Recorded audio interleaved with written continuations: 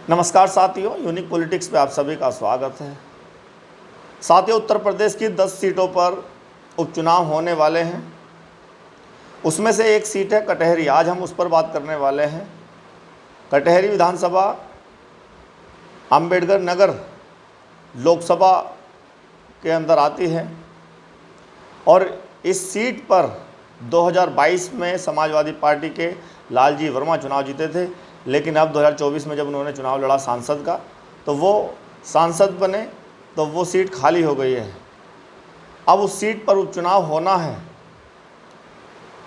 उत्तर प्रदेश में मायावती जी ने जब से ऐलान किया है कि हम 10 की 10 सीटों पर चुनाव लड़ेंगे, तब से कांग्रेस, समाजवादी पार्टी या बीजेपी ये थोड़ी परेशान नज़र आ रही हैं, क्योंकि उपचुनाव में अधिकांश बीएसपी अपना उम्मीदवार नहीं उतारती थी।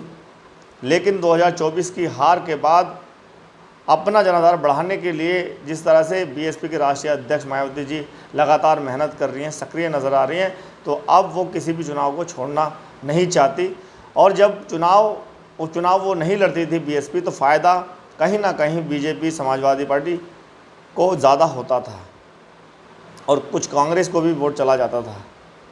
जो समाजवादी को वोट नहीं देते थे वो बीजेपी के साथ चले जाते थे, तो बीजेपी को भी बड़ा फ़ायदा देखने को मिलता था। अब वो दलित वोट और पिछड़ी जाति का जो वोट होगा या सवर्ण जो बीएसपी को पसंद करते हैं, वो वोट बीएसपी के पास ही रहेगा, क्योंकि 2022 के चुनाव में बीएसपी वहाँ चुनाव लड़ी थी और तीसरे नंबर पर बीएसपी रही थी।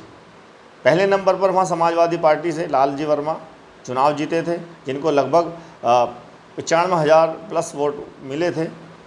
दूसरे नंबर पर 85,000 वोट निषाद पार्टी को मिले, जो गठबंधन में थी बीजेपी के साथ, और बीएसपी तीसरे नंबर पर रही, जिनको लगभग 58,000 प्लस वोट मिला था। तो यानी कि बीएसपी 2022 में कमज़ोर थी, लेकिन जिस तरह से माहौल बदला, रिजर्वेशन का जो मुद्दा देश के अंदर है, उसके बाद से लगातार जो बहुजन समाज के लोग हैं वो बीएसपी में बहुत तेज़ी से जुड़ रहे हैं, और जिसका फ़ायदा बीएसपी को होने वाला है आने वाले चुनावों में।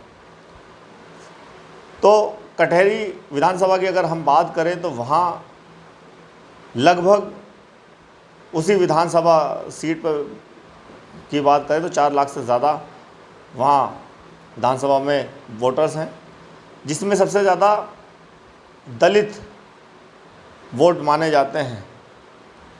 लगभग 1 लाख वोट दलितों का है, और दलितों में सबसे ज़्यादा धोबी और पासी हैं।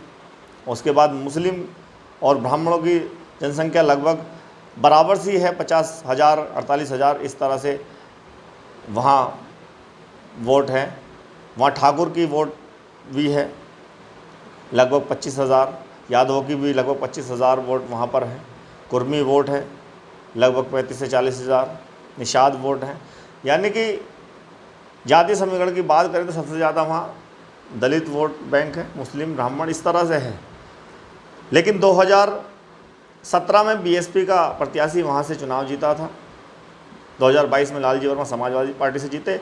बीजेपी वहाँ पर मात्र एक बार चुनाव जीत पाई, यानी कि समाजवादी पार्टी और बीएसपी दोनों वहाँ चुनाव जीतते आए हैं। क्योंकि अंबेडकर नगर सीट गढ़ माना जाता है बीएसपी का, तो अंबेडकर नगर सीट जो है लोकसभा की, उसी के अंदर वो कटहरी विधानसभा आती है।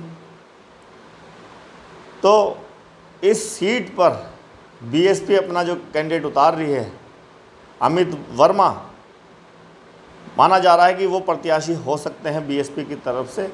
और अमित वर्मा जो कांग्रेस में जिला अध्यक्ष थे, या 2 महीने पहले ही कहें तो वो छोड़ कर आए हैं कांग्रेस पार्टी को, और बीएसपी उनको टिकट देने वाली है। विधानसभा प्रभारी भी बीएसपी ने बनाया है, और बीएसपी जिनको प्रभारी बनाती है ज़्यादातर प्रत्याशी वही रहते हैं। तो प्रभारी जब किसी को बनाया जाता है तो माना जाता है कि वो अब प्रत्याशी हो सकते हैं। तो अमित वर्मा जो कांग्रेस छोड़ करके बीएसपी में शामिल हुए अभी 2 महीने 2.5 महीने पहले, तो वहाँ वो प्रत्याशी हो सकते हैं।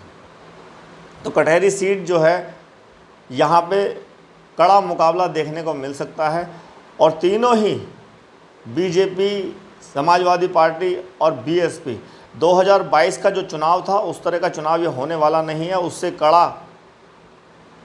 मजबूत बीएसपी यहाँ हो सकती है और बीएसपी यहाँ मुकाबले में नंबर 1 पे रह सकती है। वैसे तो अगर 22 के हिसाब से देखें, क्योंकि दलित वोट बैंक समाजवादी पार्टी की तरफ खिसका 22 में और 24 में, तो इसीलिए समाजवादी पार्टी वहाँ जीती, वरना तो बसपा ही वहाँ चुनाव जीतती कटहरी में।